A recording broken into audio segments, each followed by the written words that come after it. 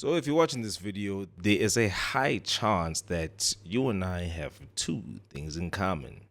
One, we both support Orlando Pirates.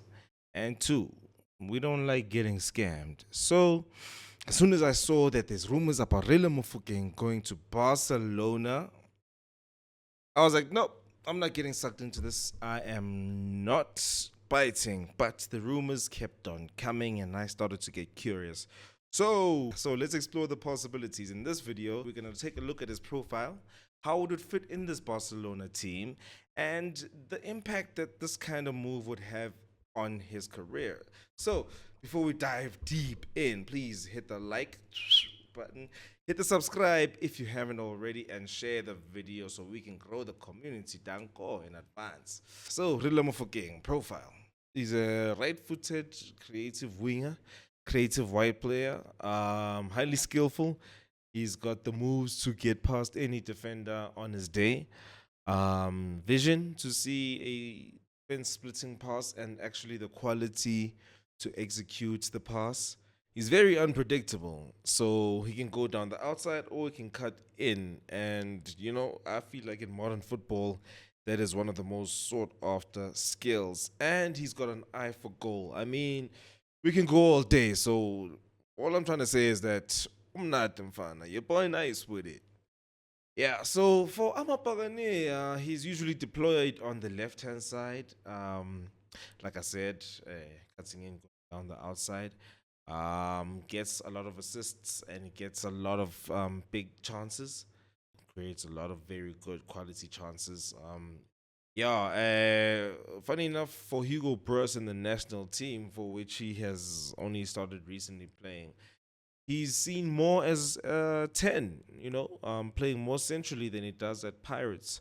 So that also means he's versatile. So I guess what we're trying to say here is, your boy nice with it. Okay, all right. So let's say he does go to Barcelona. Well, where would he actually fit in? Well, if you look at Barcelona's traditional footballing philosophy as we know it today, you would say that they definitely have a philosophy that thrives on creative, wide players who are skillful and have an eye for goal. I mean, the best Barcelona teams have the likes of Neymar, Ronaldinho in that kind of role. So when you look at his body type, his physique, his strengths, and the way he chooses to play the game, and his technical ability, he is definitely a Barcelona type player. So he would definitely fit in. When you look at the team right now, they have Rafinha on the left, and the heat maps kind of match up when it comes to the positions that they take up. So he does have a place in this team. He wouldn't be ruffling any feathers in terms of selection and in terms of changing the philosophy just to suit him. So Barcelona is definitely the kind of club that would use his strengths as much as basically they wouldn't minimize his strengths because they play a different kind of football than what they're used to, So yeah, that's where he would fit in, exactly where he plays right now for Pirates. But because he can drift in and play the 10 role, they could also find a role for him or a space for him in the 10 or even on the right wing. I think he's that good and he is that versatile. Tell me what you think in the comments below. So amongst other things, I think we have established that Mofokeng is the right age for Barcelona. He's of the right physique and the right profile for their philosophy. And basically, you can copy and paste his position from Orlando Pirates to Barcelona, and it would fit in and nobody would notice. So, is that the right move for his career? That is the question that I am posing in this video. That is where I want to go with this conversation. Is that the right move for his career? Would it be the best for him? Answers in the comment box below. So what would be my dream scenario or dream sequence or preferred scenario, preferred sequence of how he would go from Orlando Pirates to Barcelona? Well, I believe he should be starting at a club that is more renowned for developing young players in Europe's top competition. So this could be anything in Europe's top 5 leagues, or maybe a club from one of the leagues in a tier just below that. Even though we can call them teams from a tier just below that, they still do well in Europe's top competitions. So I believe. Okay, let's actually first look at how he would, how things would go in Barcelona if he had to go there. So yes, he could go to the B team, right? Because if you look at the rumors, the people that have actually been scouting him or who have been making inquiries about him are the Barcelona B scouting team. So he would go there. He would have to prove himself against the other academy players. And while Barcelona does have a good record of taking players from their academy to the first team, if you had to take a deeper look into it, you would find that most of those players have not been in the academy for 1 or 2 years. Usually they take them from even younger than that and put them in the academy. And sure, yes, they sometimes do take players into the academy and bet them in, and after 2 or 3 seasons they're already in the first team. But what I'm trying to say is that he will have to be competing against players who have at least some degree or some level of top flight European experience, and that's where I want to go. Top flight European competition experience. So if he goes to one of these clubs that are more having their philosophy and club model around developing young players, turning them into the finished article, you would be talking about clubs like Borussia Dortmund, and an example that has stood the test of time is Ajax Amsterdam Football Club. Right now there are clubs like RB Leipzig, Salzburg. A British club that we could name would be a club like Brighton Hove and Albion. And, we've got a few of these clubs where they would make it to the Europa League, make it to the Champions League. And then after a few seasons, when their squad becomes very good, then the top clubs come and they start taking that squad apart for all their good young players. And that's part of their model. They don't go out and buy big players, they develop the young ones. And so basically what that would do is that it would decrease the amount of competition that he would have in the first team to get exposed to these European competitions. So basically at Barcelona, I feel like he would have to be competing against not only other academy players, but players that they're buying for about 100 million, 50 million pounds. And even if he might be better than that player, once that player is bought, he has to be played, and it's not even about who's better than who at that point. I hope you see what I mean. So if he goes to a development club, they will give him game time. They will give him a chance to make mistakes, and I feel like young players need to make mistakes in order to develop.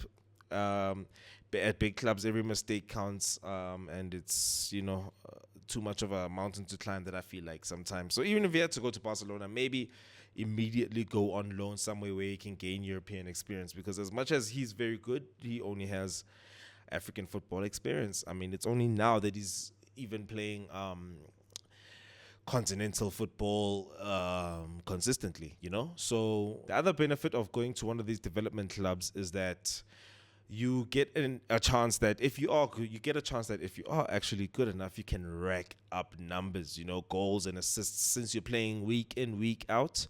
The better the team is, the more you're going to be able to rack up those numbers, which means you are building up your CV.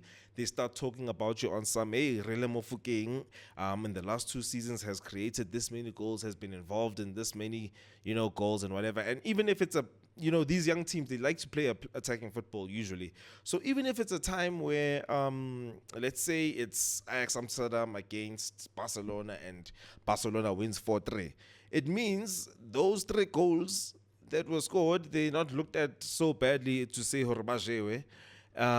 It's usually, oh my goodness, they were able to put 3 past Barcelona, just as an example. So you get a chance to rack up your numbers and build up your stats, which builds up your CV, which builds up your value. And when clubs like Barcelona come knocking, you are in a stronger position to choose where you want to go and make better demands and run away from being exploited. I think that's what I don't want. I don't want Mofokeng to be exploited, and for him to have less of a leg to stand on when it comes to negotiating contracts and negotiating playtime.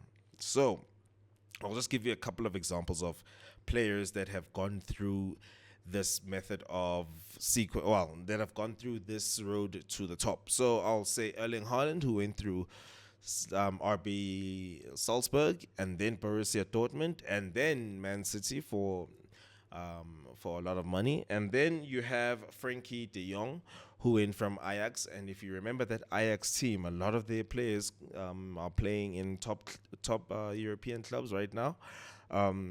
And that was being exposed to beating Real Madrid and getting to the semifinals of a very successful, by their standards, European campaign.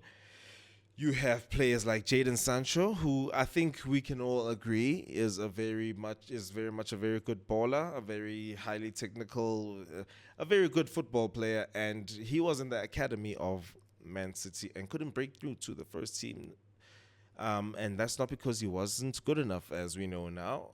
And early on, he chose to take the risk. He was already at Man City. He could have just waited for his chance, but he took the risk of going to Dortmund. And if you look at his 2 seasons there, he racked up the numbers, did very well, and he was able to choose at the end of the day where he wanted to go before he chose Man United. There were a lot of clubs knocking on the door. Another one that would be more recent would be Jude Bellingham, who also made his name in the English Championship and then made his name it's Jude Bellingham who made his name in the first division in England, the Championship, and then moved on to Dortmund with a lot of clubs wanting his signature at the time. But I think he was smart enough to go to the club that is well known for giving you game time in top competitions without the added pressure of winning every single game and racking up your CV. But that's just what I think. What do you think? You can put your opinion in the comment section below. And that is my thoughts on Relebohile Mofokeng's move to Barcelona. Will it happen? Won't it happen? We'll see. For now, that is KB out. Happy People TV, Orlando Pirates fan channel. See you on the next one. Peace.